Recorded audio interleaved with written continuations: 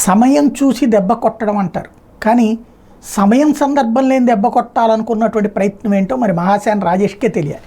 తాజాగా ఆయన ఇచ్చినటువంటి ప్రకటన, పవన్ కళ్యాణ్ గారికి మా మద్దతు ఉపసంహరించుకుంటున్నాం, పవన్ కళ్యాణ్ గారితో పోలిస్తే మా వర్గాలకి జగన్ గారే బెటర్ అనిపిస్తుంది, వీళ్ళిద్దరికైనా చంద్రబాబు గారు చాలా చాలా బెటరు, కులం మతం పేరుతో అమాయకులపై దాడి చేసేవారు ఎవరైనా సరే వారికి వ్యతిరేకంగా పోరాడమని అంబేద్కర్ గారు చెప్పారు, పవన్ కళ్యాణ్ గారి వలన జరిగే అనర్థాలు ప్రజలకు తెలియజేస్తాం, ఇప్పటికే చాలా సహించాం. ఇంతకీ పవన్ కళ్యాణ్ గారు ఏమన్యాయం చేశారు? వీళ్ళకి ఏ కులాన్ని రైట్ చేశారు, ఏ మతాన్ని గొడవ చేశారు? ఆయన జనసేన పోటీ చేసి అన్ని స్థానాలను ఓడించడానికి రాజ్యాంగబద్ధంగా పనిచేస్తాం, ఎవరొద్దన్నారు? ఇప్పుడు అసలు ఎందుకు జనసేన మీద పోరాడాలి? ఇప్పుడు మాకు రాజకీయాలు పదవులు ముఖ్యం కాదు, అన్యాయానికి గురవుతున్న ప్రజల తరపున పోరాటమే మాకు ఇష్టం. ఎవరు అన్యాయం చేస్తారు?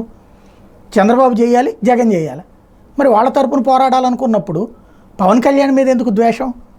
పదవులు అధికారం కావాలనుకుంటే జగన్ గారితోనే ఉండేవాళ్ళం, పైన ఉన్న నాయకులు నిలకడలేనప్పుడు మేము నిలకడగా ఉండలేం. ఇది ఎక్కడ విచిత్రం అర్థం కాదు. ఇప్పుడు జనసేనలు భయపడిపోవాలా? వెంటనే ఈ పోస్టుకే కౌంటర్లు. ఇదే మాట పవన్ కళ్యాణ్ గురించి చంద్రబాబు గారికి చెప్పు, వెంటనే బయటకు పోమంటాడు. పవన్ కళ్యాణ్ లేకపోతే ఎన్నికల్లో జగన్దే విజయం. పవన్ కళ్యాణ్ చేసిన త్యాగం ముందు మీరెంత, చంద్రబాబు అయినా ఎవరైనా పవన్ కళ్యాణ్ ముందు జాగ్రత్తగా ఉండాలి. తోక జాడిస్తే ఏం జరుగుతుందో బాగా తెలుసు, అందువల్ల పెద్ద పెద్ద మాటలు మానుకుంటే మంచిది రాజేష్ గారు పవన్ కళ్యాణ్ గారి విషయంలో. అట్లా బ్రో మీకు ఓర్పు సహనం అనేది లేదు, సిబిఎన్ మీకు సపోర్ట్ చేస్తున్నారు, ఆయన్ని నమ్మండి, తెలుగుదేశం పార్టీతో నడవడానికి రాబోయే రోజుల్లో మీరు స్ట్రాంగ్ కంటెస్టెంట్ అవుతారు,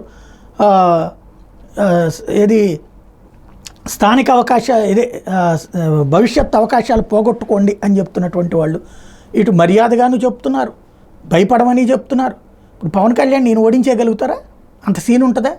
ఎందుకు అనవసరంగా కెలుగుతున్నటువంటి పరిస్థితితో ఏ పాయింట్తో చేస్తున్నారో అర్థం కావట్లేదు. లేదా రెచ్చగొట్టి ఈ విధంగా పవన్ కళ్యాణ్ గారిని గెలిపించాలనుకుంటే కనుక మంచి పాయింటే.